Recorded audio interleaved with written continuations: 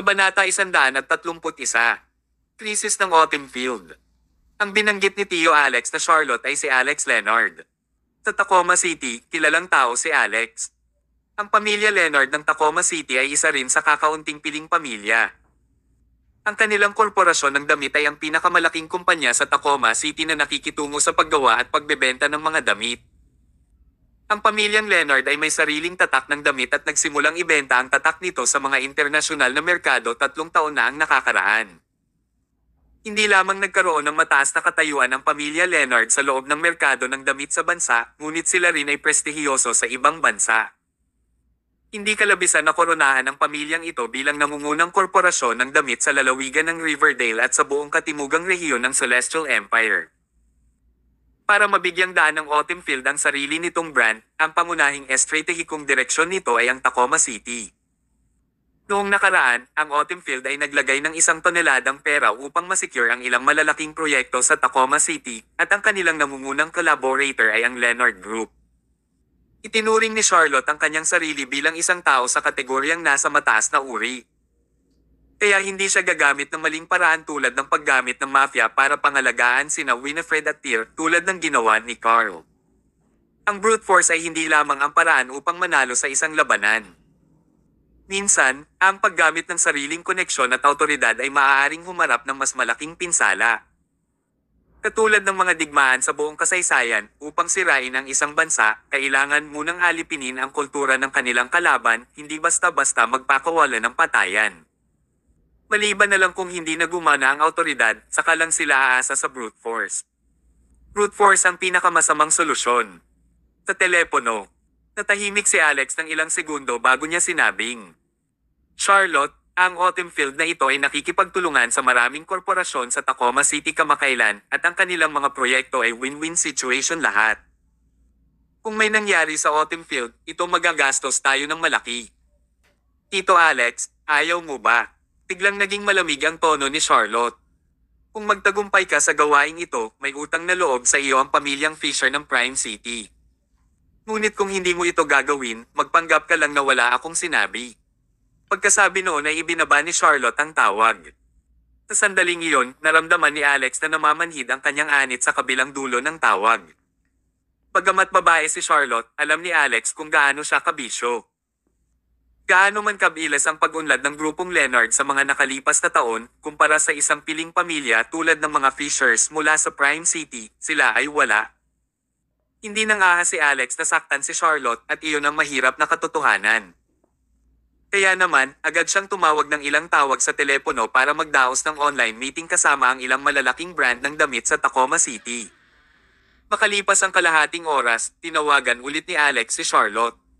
Lahat ng mga korporasyon ng damit sa Tacoma City ay susunod sa mga tagubilin ni Charlotte. Nang matapos ang tawag na iyon, baka sa mukha ni Charlotte ang saya at excitement. Ang babaeng ito ay nahuhumaling sa kapangyarihan.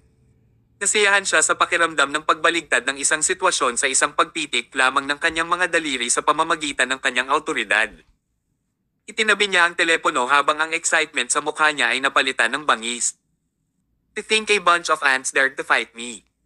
Binigyan kita ng chance, pero hindi mo pinahahalagahan. Napakayabang. Maya-maya, pareho kayong lumuluhod sa harap ko na parang mga aso, nagmamakaawa sa akin na masira ako. Ang iyong mga paa, na nagsusumamo sa akin na sirain ang iyong mga mukha. Kaya bakit dumaan sa lahat ng problemang ito? Ako, si Charlotte Fisher, ay maaaring sirain sa isang tawag lamang sa telepono, at ito ay hindi dahil sa paghihiganti para sa pamilyang Hill ngunit dahil gusto kong malaman ng lahat. Na walang sino man at labag sa aking mga desisyon. Isang bahagyang pulang-pula na buwan ang nakasabit sa kalangitan ngayong gabi. Ang buong kalangitan sa gabi ay napuno ng kakaibang alindog. Ang gabing ito ay magiging isang madugong gabi. Walang digmaang may kinalaman sa pulbere, ngunit ang sensasyong iyon ay nagpakiliti pa rin sa anit ng isa. Ngayong gabi, ang Autumn Field, na nagkaroon ng magandang kinabukasan, ay nagsimulang mahulog sa isang malaking krisis sa loob lamang ng isang gabi. Nang sumikat ang araw kinabukasan, ang Autumn Field na maliwanag at masayang kahapon ay nakitang madilim at madilim. Sa mga sumunod na araw, hindi kailanman nawala ang mga bagyo. Hindi lang nananatili ang sakuna, lumalala pa ito. Sa loob ng 2 araw, napilitan si Autumn Field sa isang sulok. Sa executive meeting sa conference room ng Autumn Field, lahat ay parang pusa sa mainit na bubong ng lata. Sa loob lamang ng 2 araw, tila nagbago ang mundo.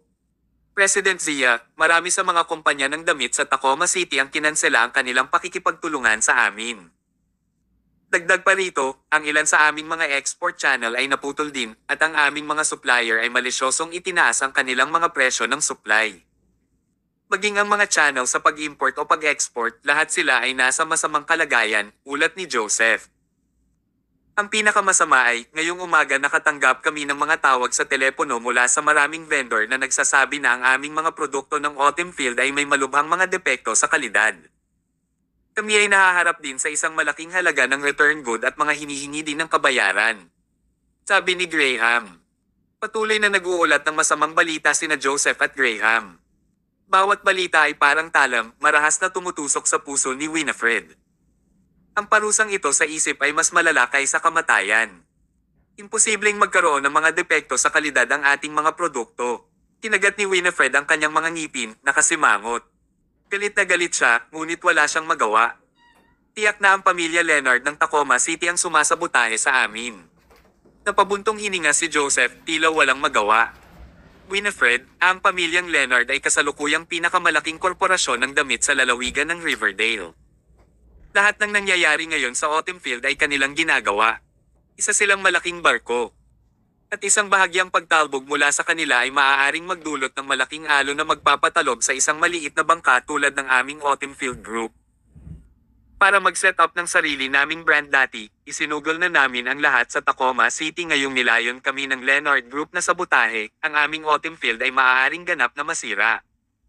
Tiyak na hindi sinusubukan ni Joseph na maging isang alarmist.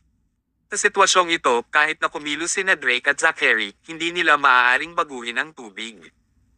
Ang pagkasira ng Autumn Field ay hindi maiiwasan. Sa isang iglap, naramdaman ni Winifred ang pagkawala ng enerhiya sa kanyang katawan. Namumutla ang mukha niya. Siya ay gumugol ng labis na pagsisikap sa pagbuo ng Autumn Field upang umangat sa kung nasaan sila ngayon. Ito ay hindi lamang ang kanyang kabuhayan ngunit ito rin ang kabuhayan ng bawat executive sa Autumn Field Group kasama ang kanilang mga tauhan. Kung bumagsak ang Autumn Field, hindi maiisip ang mga kahihinatnan. Paano naging ganito ang lahat? Pumikit si Winifred, mukhang nalulungkot at walang magawa. Pakiramdam niya ay walang lakas sa loob at labis na nawala ng pag-asa. Sa sandaling iyon, tumunog ang kanyang telepono. Sa pagsagot sa tawag, narinig niya ang madilim at nagyayelong boses ni Charlotte na nagsasabing, Winifred Zia, alam mo na ba ang kakayahan ko ngayon? Do you regret? Kabanata 132. May 1 minuto ka. Napatulala si Winifred Zia. Samantala, naririnig pa rin niya ang nangingibabaw na boses ni Charlotte Fisher sa telepono. Sumama ka sa iyong asawa sa loob ng 3 araw para humingi ng tawad sa pamilya Hill. Kung hindi, higit pa sa pagharap mo sa pagkabangkarote ng Autumn Field ang iyong dadanasan. Huwag mo akong sisihin sa pagiging malupit. Tinabi ko na sa simula pa lang na hindi dapat pahirapan ng mga babae ang ibang babae. Gayunpaman, dinala mo ito sa iyong sarili. Sa makatuwid, ipapakita ko sa iyo kung ano ang kaya ko. Matapos sigawan si Winifred, malamig na tumawa si Charlotte bago niya ibinaba ang tawag. Namutla ang mukha ni Winifred Zia nang mahulog ang phone niya sa mesa. Chief Zia, anong problema? Nag-aalalang tanong ni na Joseph Zia at Graham Davis. Wala. Naalala ni Winifred ang sarili at huminga ng malalim. You don't have to worry. Hindi ko hahayaang masira ng ganoon kadali ang Autumn Field. Maniwala sa akin. Bagamat parang nakakumbinsi si Winifred, nakaramdam siya ng kawalan ng kapangyarihan. Nakaharap na siya ngayon sa isang napakalaking lancha habang ang kanyang kumpanya, ang Autumn Field, ay isang maliit na bangka lamang. Tila imposible para sa kanya na makaligtas sa napakalaking alon ng kasawian. Gayunpaman, walang kaalam-alam si Winifred na mayroong mas malaking pag-iral na sumusuporta sa kanya na maihahalin tulad sa isang aircraft carrier. Nang malaman ni Tear Summers ang pinagdadaanan ng Autumn Field, hindi siya masyadong naabala. Isang malamig na ngiti ang sumilay sa mukha ni Tear. Ang pamilyang Leonard ng Tacoma City, gaano kakalakas loob na apihin ang Autumn Field Group ng asawa ko sa sirasirang kumpanya mo? Sa tingin mo ba hindi ka matatalo? Pinamaneho na ngayon ni Tyr ang sasakyan ni Winifred ng napakabilis habang patungo siya sa Tacoma City. Sa oras na iyon, masayang humihigop si Alex Leonard ng isang tasa ng homegrown tea mula sa bansa sa presidential office ng Leonard Group. Nagpadala rin si Charlotte ng isang tao upang maghatid ng tseke na nagkakahalaga ng 30 milyong dolyar sa ibabaw ng tsaa. Siyempre, wala talagang pakialam si Alex sa tsaa o pera. Gayunpaman, dahil ito ay mga regalo mula kay Charlotte, hindi siya maglakas loob na tanggihan ang mga ito. Ang pinakamalaking gantimpala para kay Alex ay may utang na loob si Charlotte sa kanya para sa kanyang tulong sa pang-aapi sa Autumn Field Group. Dahil si Charlotte ang pinahahalagahang anak ng pamilyang Fisher, ang isang pabor na inutang niya ay nangangahulugan ng isang pabor sa pamilyang Fisher. Sa lalawigan ng Riverdale, ang pagkakaroon ng pabor mula sa isang maimpluwensyang pamilya sa Prime City ay isang bagay na sulit na ipagdiwang para sa Leonard Group. Sa katunayan, ang pabor na ito ay magliligtas sa Leonard Group kapag dumating ang krisis at iligtas ang pamilya Leonard. Siyempre, ito ay limitado lamang sa Riverdale Province. Bang! Sa sandaling iyon, biglang may sumipa sa pinto ng opisina ng presidente. Pumasok si Tyr na parang mabangis na hayop. Sino ka? Gulat na bulalas ni Alex habang nakatingin kay Tyr. Parang gulat at galit siya. Walang emosyong pumasok si Tyr. My name is Tyr Summers. Ako ang asawa ng president ng Zia Group na si Winifred Zia. Ipunin ng lahat ng may nagtatrabaho na relasyon sa Autumn Field Group sa Tacoma City at magtungo sa Autumn Field Group para lumuhad sa harapan ng aking asawa at humingi ng tawad. Natigilan sandali si Alex. Sa oras na nakuha niya ang kanyang mga sentido, may gulat na ekspresyon sa kanyang mukha. Anong sinabi mo? Dahil hindi na mapakali si Tyr, kinuha niya ang phone niya para tingnan ang oras. I'm giving you 1 minute to consider. Otherwise, you will bear the consequences. Security, pasok ka dito at kalag ka rin ang taong ito palayo. Sigaw ni Alex. Sa kabila ng malakas na pagsigaw, walang sino man ang pumasok sa pintuan. You've missed the point. May natitira kang 40 segundo. Isang hindi kilalang takot ang biglang lumitaw sa isip ni Alex. Gayunpaman, hindi nagtagal ay naalala niya ang sarili at napagtanto kung bakit nandito si Tyr. Isang confident na ngiti ang nagsimulang lumitaw sa mukha ni Alex. Dahil ipinadala ka dito ng Autumn Field Group, dapat kang kumilos bilang isang pulubi. Are you threatening me? Masyado ka na bang napanood na pelikula? May natitira kang 20 segundo. Bulalas ni Tyr. Kung hindi mo ako bibigyan ng kasiya siyang sagot bago matapos ang oras, gagawin kong bangkarota ang iyong buong Leonard Group. Tumawa ng malakas si Alex. Parang ngayon lang niya narinig ang pinakamalaking biro ng taon. May mali ba sa utak ng binatang ito? Anak, ang galing mo talagang magbiro. Tumingin ka sa akin. Ito ay mga luha sa sobrang pagtawa. Patuloy sa pagtawa si Alex. 10, 9, 8, 4, 3, 2, 1. Tapos na ang oras. Mabilis na nag-type ng sunod-sunod na command si Tyr sa phone niya.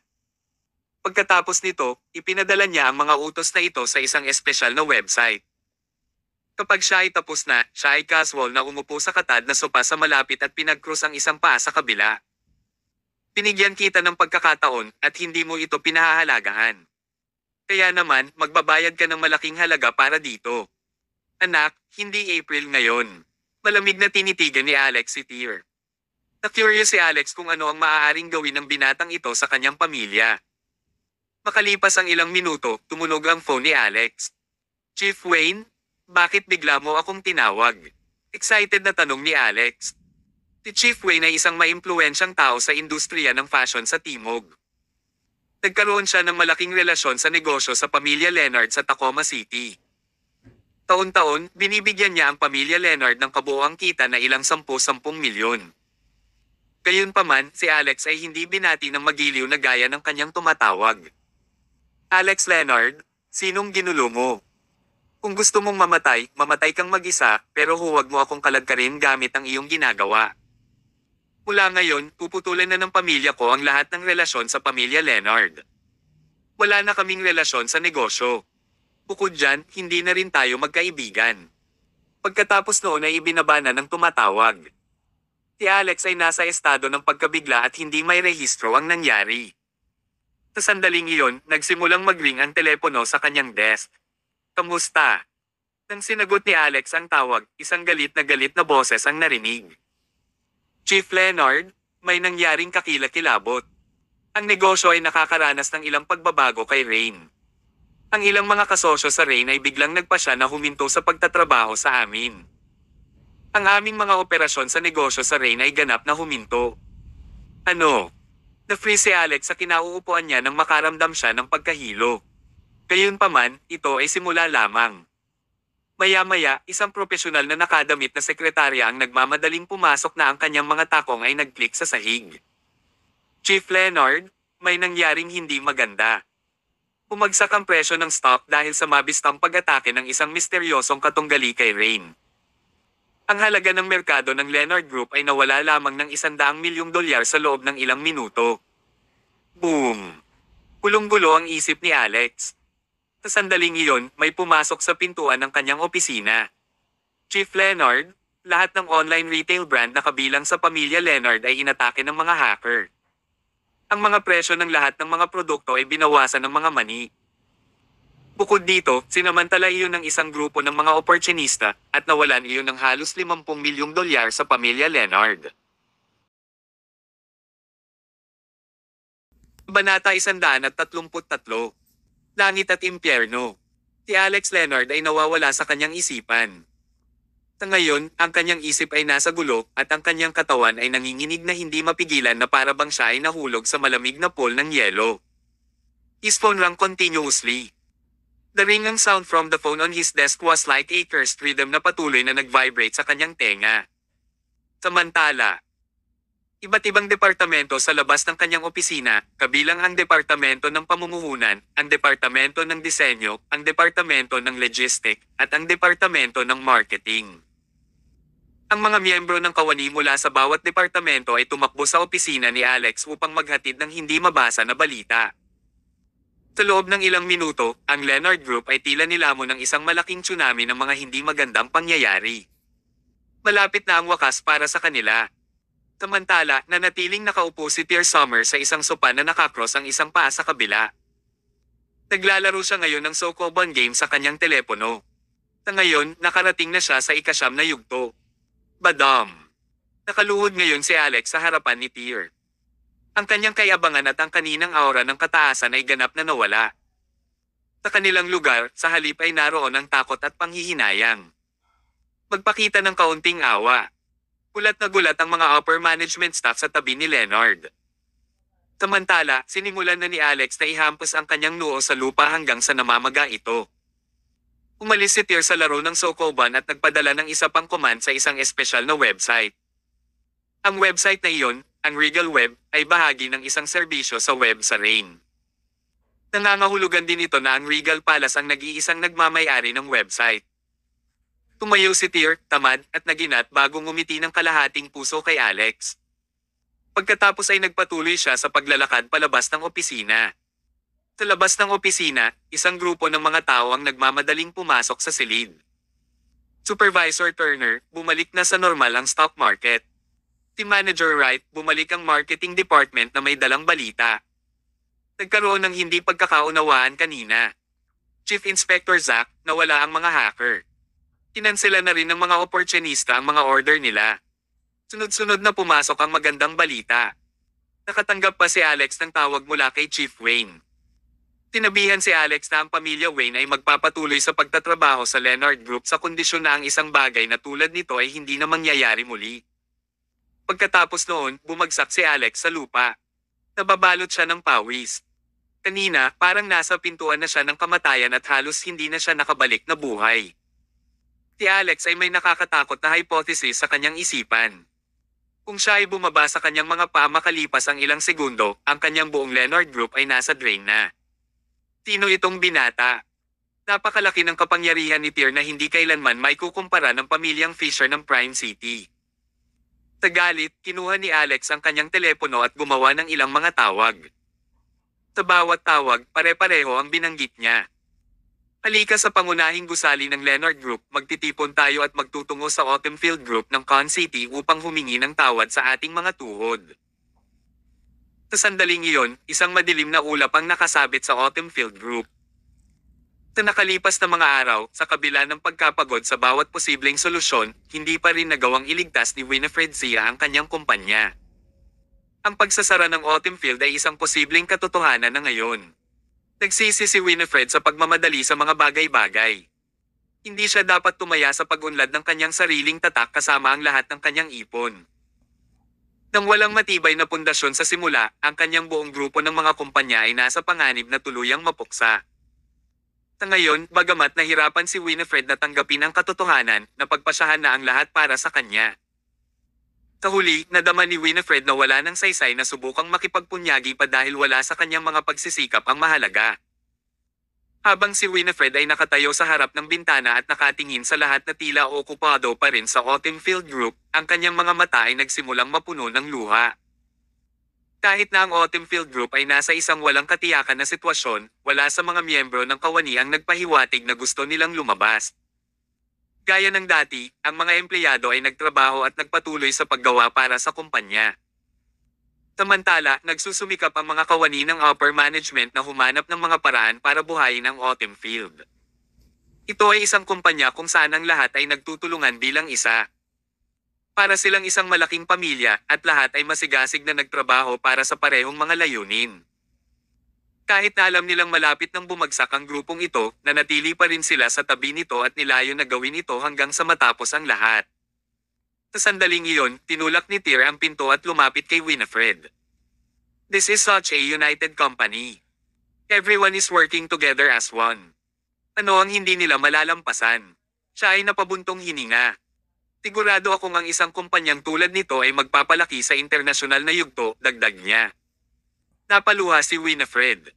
Sa huli, hindi pa rin niya matanggap ang katotohanan. Inaila ni Tyr si Winifred sa kanyang mga braso.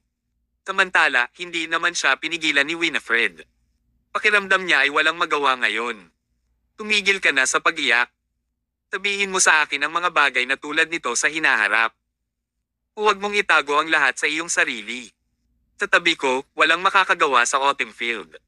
Natigilan si Winifred. Dear Summers, ginawa ni Charlotte Fisher ang lahat ng ito. Siya ang humiling sa Leonard Group na salakayin ang Autumn Field sa lahat ng larangan.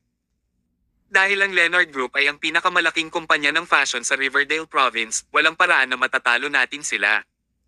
Tinawag ako ni Charlotte. Iniling niya sa akin na humingi ng tawad sa Pamilya Hill sa loob ng 3 araw. I have thought about it. Wala na talagang ibang paraan.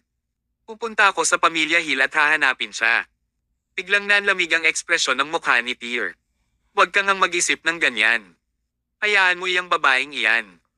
Kung pupunta ka sa kanya, di ka nababalik ng buhay. Isang mahabang buntong hininga ang pinakawalan ni Tyr at nagpatuloy. Winifred, she just want me to go with you. Please don't ever keep all these things to yourself. Tyr, ako. Sige, sapat na sa ngayon. Inaplos ni Tyr ang mahabang buhok ni Winifred. Isang mabangong amoy ang umago sa kanyang ilong. Winifred, isa kang mabait, mabait na babae. Ito ang dahilan kung bakit sobrang nagustuhan kita.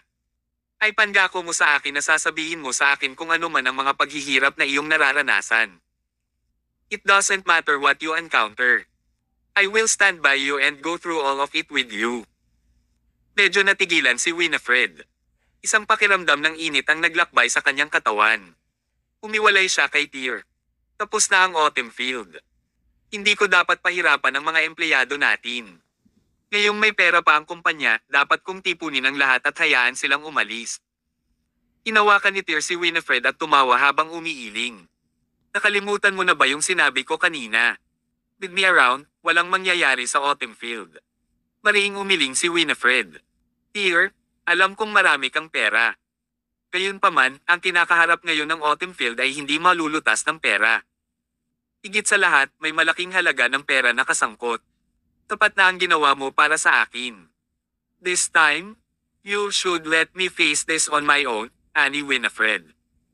Magtiwala ka, tinitigan ni Tyr si Winifred. We are a husband and wife, may marriage certificate pa nga tayo bilang patunay niyan. Winifred, kapag sinabi mo ulit ang mga bagay na ito, tatamaan kita sa puweten mo. At saka, hindi ko sinabi na lutisin ko ang problemang ito sa pera, sabi ni Tyr. Paano mo pa gagawin? Natigilan si Winifred. Bahagyang ngumiti si Tyr sa kanya bago tumingin sa pinto. Bakit nakatayo pa kayo dyan? Pumasok kayo dito at humingi ng tawad. Kabanata 134. Isang malaking pagliko ng mga pangyayari. May nagtulak agad ng pinto para makapasok sa opisina. Sa harap ni Alex Leonard, pumasok ang isang grupo ng mga may-ari ng negosyo sa industriya ng fashion ng Tacoma City na puno ng pawis ang kanilang mga noo. Nalilitong tumingin si Winifred Zia kay Alex at sa grupo ng mga tao. Ano ito? Natarante si Winifred. Chief Zia, naging pabaya kami sa pang-aapi namin sa autumn field gamit ang aming mababang pamamaraan. Maawa ka at patawarin mo kami, Chief Zia. Agad namang lumuhad si Alex at ang grupo ng mga tao sa harap ni Winifred pagkatapos nilang humingi ng tawad. Kasabay nito, gumawa sila ng mga alok upang baguhin ang kanilang mga umiiral na kontrata sa negosyo na may mga karagdagang reimbursement sa lugar. Natigilan si Winifred na hindi nakaimik. Miss Zie, inayos na namin ang mga kontrata para sa mga umiiral na programa. At saka, ipagpatuloy namin ang pakikipagtulungan sa autumn field sa supply at pagbebenta ng mga produkto na dati naming kinansela. Kasabay nito, para makabawi sa mga pagkalugi ng autumn field, ibababa rin ng aming mga supplier ang presyo ng mga materyales na inaalok. Ang mga distributor ay aktibong magsusulong ng mga damit na ginawa ng autumn field group. Alam namin na nilalayo ng autumn field na lumikha ng sarili nitong brand. Sa makatuwid, kaming lahat sa industriya ng fashion sa Tacoma City ay ganap na susuportahan ka. Naniniwala kami na hindi magtatagal bago matagumpay na makalikha ang autumn field ng sarili nitong brand. Bukod dito, ang autumn field ay opisyal na magiging isang kumpanya ng fashion na may sariling linya ng pananamit. Nanlaki ang mga mata ni Winifred nang magsimulang tumibok ng malakas ang puso niya. Parang panaginip ang lahat ng ito. Tumayo na kayong lahat. Gayunpaman, si Alex at ang iba ay hindi nang ahas na gawin iyon. Lahat sila ay nakatingin kay Tyr Summers na nag-aalangan. Tinabi ng asawa ko na tumayo ka. Makinig ka sa kanya, malamig na sabi ni Tyr. Pakiramdam ni Alex at ng iba pa ay naligtas sila. Habang pasuray-suray sila, walang sino man sa kanila ang nang-ahas na huminga ng napakalakas. Nang bumalik sa katinoan si Winifred, gulat na napatingin siya kay Tyr. Tyr, this... Nauutil na sabi ni Winifred. Gawin mo lang ang sinabi nila. Umalaklak si Tyr. I told you, walang mangyayari sa autumn field. Hindi lamang walang mangyayari dito, ngunit ito rin ay magiging malaki ito sa buong mundo. Ito ay magiging nangungunang grupo ng fashion sa mundo. Ipaubaya mo na sa akin si Charlotte Fisher. Maaari mong iwanan ang iyong mga alalahanin at tumutok na lang sa pagbuo ng autumn field. Nawala nang masabi si Winifred. Ito ay isang pamilyar na pakiramdam niya mula sa simula. Ano man ang problemang dinanas niya sa sarili niya, palagi siyang magiging secure kapag nasa tabi niya si Tyr. Noon, sa villa ng Pamilya Hill, katatapos lang ni Charlotte Fisher sa kanyang yoga practice at umiinom siya ng mainit na mangkok ng pugad ng ibon. Bagamat katamtaman ng hitsura ng babaeng ito, inalagaan niya ng husto ang kanyang pangangatawan. Walang babaeng gustong umamin na pangit siya. Right then, Carl Hill approached her and said, Charlotte, 3 araw na. Hindi pa rin pumupunta dito sina Tyr Summers at Winifred Zia para humingi ng tawad. May nangyari kaya, nagbabago ang mga bagay. Inilapag ni Charlotte ang mangkok sa mesa. Nagdududa ka ba sa kakayahan ko? Nanginginig si Carl. Sa tulong ng pamilya Leonard mula sa Tacoma City, ang autumn field ay nakatakdang bumaba. Don't worry. Baka papunta na sina Winifred at Tyr. By then, you can do whatever you want to them. Team time na tumango si Carl. Baka sa mukha niya ang matinding galit. Hindi lang naging sanhi ng kapansanan si Tyr sa anak ni Carl, kundi napatay pa niya ang tiyuhin ni Carl. Hindi na hinintay ni Carl na mapunit si Tyr. Naisip na niya kung paano niya pahihirapan sina Tyr at Winifred. Ilalagay niya sila sa isang estado ng buhay na impyerno. Napirmahan mo na ba ang divorce document? Biglang tanong ni Charlotte dahilan para manginig si Carl. Charlotte, hindi mo ba muling isasaalang-alang ito? Sampal. Tumayo si Charlotte at walang pag-aalinlangan na sinampal si Carl sa mukha. Tingin mo nagbibiro ako sa'yo. Carl Hill, huwag mong isipin na hindi ko nalaman ang tungkol sa ginawa ni Chris Hill sa likod ko. Hindi kita sisisihin dito. Gayunpaman, iyon na ang huling awa na ipapakita ko sa iyo at sa pamilya Hill. Kung patuloy mo akong pretuhin na parang iba, ipapadala kita at ang pamilya Hill sa impyerno. Nagsimulang pagpawisan si Carl. Bagaman hindi malinaw na sinabi ni Charlotte ang lahat, alam ng lahat kung ano ang kanyang tinutukoy. Siguradong naisip na niya kung ano ang nangyayari sa buong panahon. Ang katotohanan na gusto ni Charlotte na makipagdiborsyo kay Chris ay isang gawa ng awa sa kanyang bahagi. Charlotte, kukuha ako ng isang tao na maghatid kaagad ng pinirmahang divorce document. Pakiusap, huwag kang magalit. Malamig na singgal ni Charlotte. Nang muli siyang tumingin kay Carl, baka sa mga mata niya ang pagkasuklam. Sa sandaling iyon, nagsimulang magring ang kanyang telepono. Ito ay isang tawag mula kay Alex Leonard. Tawag na siya sa wakas. Isang masayang ngiti ang lumitaw sa mukha ni Charlotte nang sinagot niya ang tawag. Gayunpaman, bago pa makapagsalita si Charlotte, narinig sa telepono ang galit na boses ni Alex. Charlotte Fisher, may nagawa ba akong masama sa iyo? Bakit gusto mong guluhin ang pamilya Leonard? Kumunat ang noo ni Charlotte. Tito Leonard, anong ibig mong sabihin? Sinabi sa kanya ni Alex ang parehong bagay tulad ng sinabi sa kanya ni Chief Wayne. Charlotte Fisher, kung gusto mong mamatay, huwag mong kalagkarin ang pamilya Leonard pababa kasama mo. Mula ngayon, ang pamilya Leonard ay walang kinalaman sa pamilyang Fisher ng Prime City. Gayunpaman, dahil tinawag mo akong Uncle Leonard, bibigyan kita ng isang salita ng payo. Hindi mo alam kung gaano kalakas ang taong pinagkakaguluhan mo. Tigilan mo na ang paghahanap ng gulo kay Mr. Summers at Miss Zia. Itigil mo na rin ang lahat ng planong gulo sa Autumn Field. Kung hindi, ang buong pamilya ng Fisher ay sasamahan ka sa pagbagsak. Pagkasabi ng mga iyon ay ibinaba ni Alex ang tawag. Samantala, natigilan si Charlotte sa pagkabigla. Wala siyang ideya kung ano ang nangyayari. Nang maramdamang may mali, tinanong ni Carl, Charlotte, anong nangyari?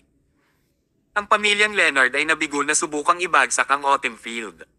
Labis na madilim ang mukha ni Charlotte. Ang pakiramdam na ito ng pagkatalo ay isang bagay na hindi pa niya naranasan sa nakalipas na 20 taon. Parehong nagulat si Carl. Noon, galit na galit si Charlotte. Arg! Inihagis ni Charlotte ang kanyang telepono sa lupa bago sinabunutan ang kanyang buhok na parang nasisiraan ng loob. Mabuti. Napakabuti. Mukhang minaliit ko kayo. So gusto mong maglaro, ha? Sige. Dear Summers at Winifred Zia, ipapadala ko kayong dalawa sa impyerno. Hindi ka na magkakaroon ng burial plot na mapagpahingahan. Kabanata 135.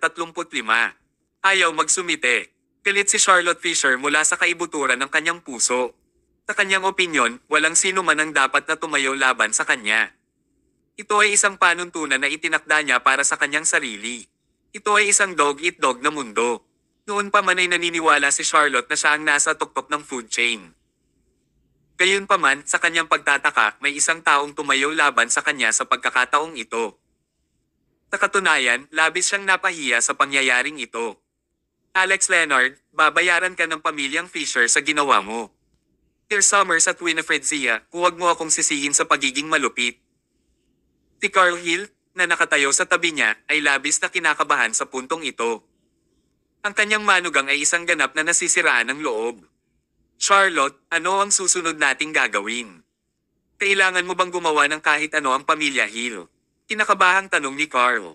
Ang pamilya Hill. Naiinis na tinitigan ni Charlotte si Carl, hindi ba masyadong mataas ang tingin mo sa pamilya mo? Sino ka ba? Ang pamilyang Leonard, isa sa mga pinakama-impluensyang pamilya sa Tacoma City, ay hindi man lang nagawang ibagsak ang Autumn Field. Huwag kalimutan na may isa pang puwersa na dapat asahan sa Con City. Samantala, ang pamilya Hill, ano ito? Ipinakita ni Charlotte kay Carl ang kanyang gitnang daliri ng walang pag-aalinlangan. Wala na ako sa mood makipaglaro sa kanila. Kukunin ko ang mga tao mula sa pamilya ng Fisher na lumapit at lipulin ang dalawang hanggal na iyon. Carl Hill, ito na ang huling gagawin ko para sa pamilya Hill. Pagkatapos nito, wala na tayong relasyon. Kung gusto mo talagang maging lalaki, patayin mo ang walang kwentang basurang iyon na pinangalan ng Chris Hill. Maaari ka pa ring magkaroon ng isa pang anak. Gayunpaman, kung walang kapangyarihan, ikaw ay magiging isang basura na walang anuman. Ito ang huling payo na ibibigay sa iyo ng iyong manugang. Pagkatapos noon, lumabas si Charlotte sa villa ng pamilya Hill. Babalik ako sa Prime City.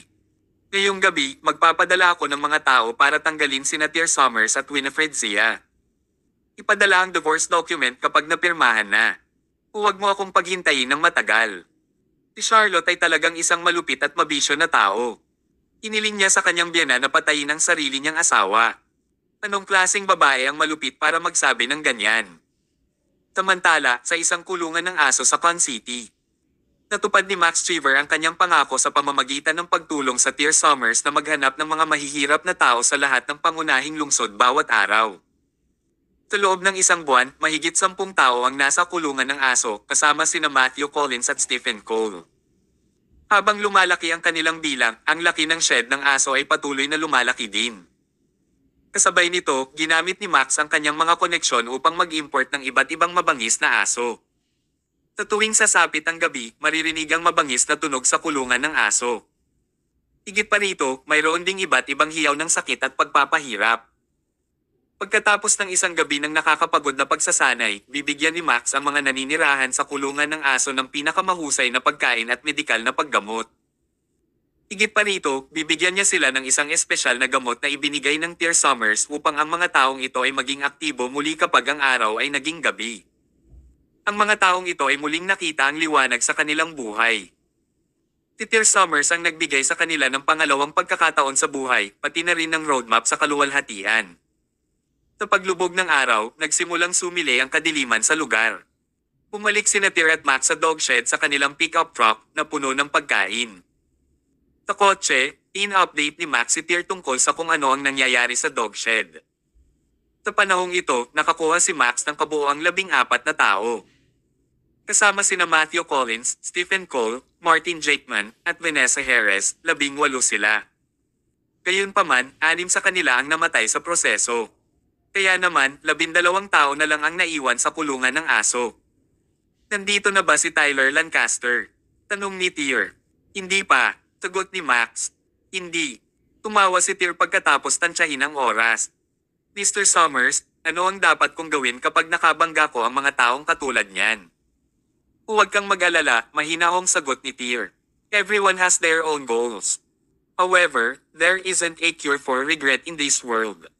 Noon, nakarating na ang pickup truck sa kulungan ng aso. May mga tunog ng matinding away. Umaba ng sasakyan si Tyr, samantala, bitbit naman ni Max ang 2 black leather briefcase at sinundan siya. Nang mabuksan ang gate, nakita nila ang 12 miyembro ng dog shed na nakikipaglaban sa mga aso sa ilalim ng madilim na ilaw. Lahat, tumigil na kayo. Tumawag si Max. Agad namang napatigil ang lahat at napatingin sa entrance. Samantala, ang mga asong-aso ay may mabangis na tingin sa kanilang mga mata. Kinuha ni Max ang isang taser mula sa kanyang mga bulsa at inilabas ito na nagresulta sa isang buzzing sound. Halos parang isang senyales, agad na umatras ang mga aso sa takot. Guru, si Matthew ang unang lumapit kay Tyr.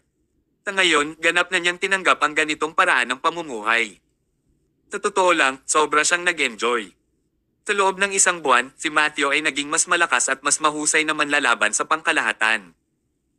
Sa madaling salita, sa pamamagitan ng paggugol ng isang buwan sa kulungan ng aso, ang kanyang mga kakayahan ay tumaas ng higit pa kaysa noong siya ay nagsanay sa nakalipas na ilang taon. Not bad, komento ni Tyr nang makita ang matigas na pangangatawan ni Matthew. Pagkatapos ay inis ka ni Tyr ang ibang mga tao. Pareho siyang nasiyahan sa pag-unlad ni Stephen at Martin. Maging si Vanessa Harris, na napakahina sa simula, ngayon ay naglabas ng mabangis na aura. Bukod dito, labis na ikinagulat ni Tyr na buhay pa si Vanessa. Akala niya ay namatay na siya sa kulungan ng aso. Siguradong maraming natatagong potensyal sa kanya ang babaeng ito. What are you all doing? Pilasin mo at batiin mo si Kuya Tyr. Kahit na nakatingin kay Tyr ang mga tao sa dog shed, walang lumalapit o bumati sa kanya. Nalungkot si Matthew dahil doon. Sa ngayon, iginagalang ni Matthew si Tyr na parang isa siyang Diyos. Sa makatuwid, siya ay sabik na gawin ang lahat ng iba sa aso na igalang si Tyr sa katulad na paraan. Kuya Tyr. Kuya. Tyr. Tay. Ilang beses inulit ang pangalan ni Tyr sa dog shed. Gayunpaman, bukod kina Stephen, Vanessa, at Martin Jakeman, ang iba ay tila hindi tunay na namuhunan. Parang walang iniisip si Tyr. Halatang galit na galit si Matthew sa sagot nila. Sa tabi niya ay nakakunot din ang noo ni Max.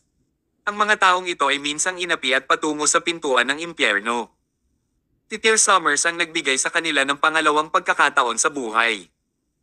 Kaya naman, dapat ay nagpasalamat sila sa kanya sa halip na maging mayabang tulad ng ginagawa nila ngayon. Gayunpaman, hindi lang hindi nagalit si Tyr nang makita niya ito, mas masaya pa nga siya. Tumingin siya sa paligid sa mga tao sa kulungan ng aso. Mukhang wala sa inyo ang payag na magpasakop sa akin. Umisi siya.